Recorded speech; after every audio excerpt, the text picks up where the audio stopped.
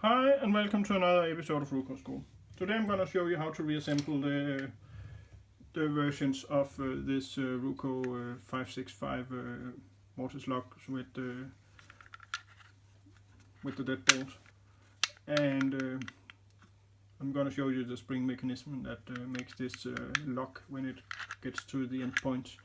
And on this version here, if you turn the key more than just to unlock, it's gonna retract the latch as well.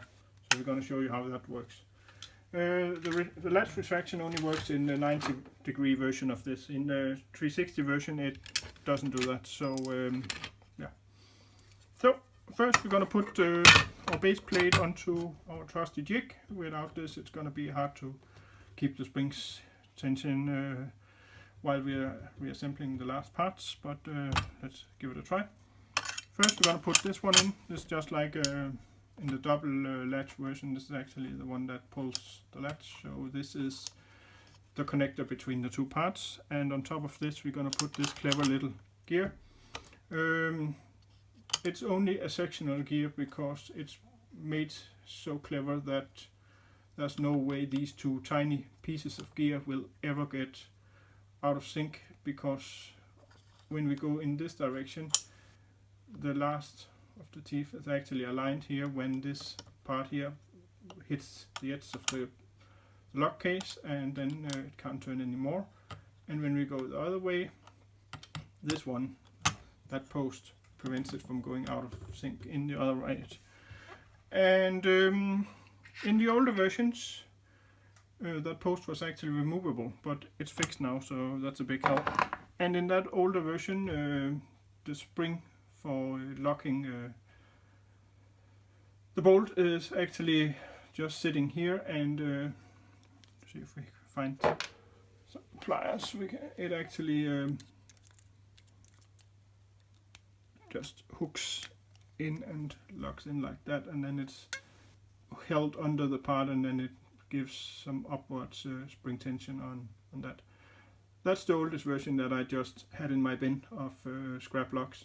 But so that's one generation, and actually I thought we only had two, but while going through my locks I actually found out there's a version where the bolt is narrow, and when we look at the front section here we can actually see that this is also smaller than in this version, so there are more than two versions of this. So but it doesn't change the basic functionality, so you should be good to go regardless which one of those you have. So I'm going to turn this all the way up here, and then we locate the spring, and the spring is back here. This is the modern spring, the one that's was permanently attached to the old version, and that goes in here and under this one. So now this one is getting a bit of spring tension. Next, gonna dump the bolt onto that one. Just gonna lay that in here. Should be fine. And then we take the hub and we make sure that the first tooth on this gear is interacting with the first one on that one, so that's where it stays. And then we can put this anti-tamper guard above it, and now we are down to the latch section, which is more or less like the one we had in so now we're gonna push this in, because now the spring will actually make it go back. So we just force it to lay here, and then we're gonna put our spindle hub on top of this one, secure it down. We're gonna take this powerful spring and we're gonna dump that on top, so that the bottom section of the curl is resting on this post. And then we're going to take this one, which is the handle actuator, and we're going to just put it down here, and the section you see here is going to grab that spring, and then you're going to force it around until it gets here, and then we're gonna push it down and align on these 4 posts on the hub. And this is not that. That's actually one of the harder part of this, but I think we got it there. And because I have this fixed spindle that doesn't turn, then I know that's gonna stay in here now. We're just gonna wiggle it to make sure it's all the way down. Yeah. So basically all we need now is to get this latch to go out, and there are actually more versions of this as well, but this is also the modern version. So we're gonna hook it onto this post behind, let it rest on the outside of this one, and we're just gonna turn this one in and put it on, and we should be good to put on the top.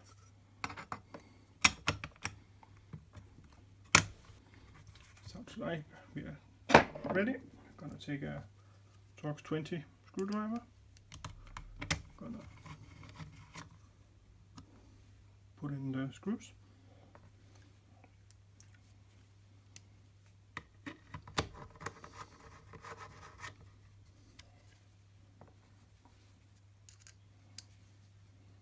The third one over here. And then if we lift this one off, this is the outside here is the part that you need to take off yourself if you need to hand it from left to right. So that is a removable part by the end user. And then we're just gonna wiggle this one onto it, and there we go. And then we just take our 2 through going screws here, and the threaded nut go on this back side, and it's tight fit, so you need to really align it. And then all the screws end up on the front side here. So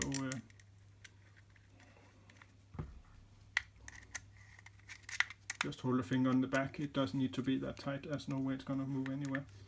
And then we just gotta see if we can align this for the last one.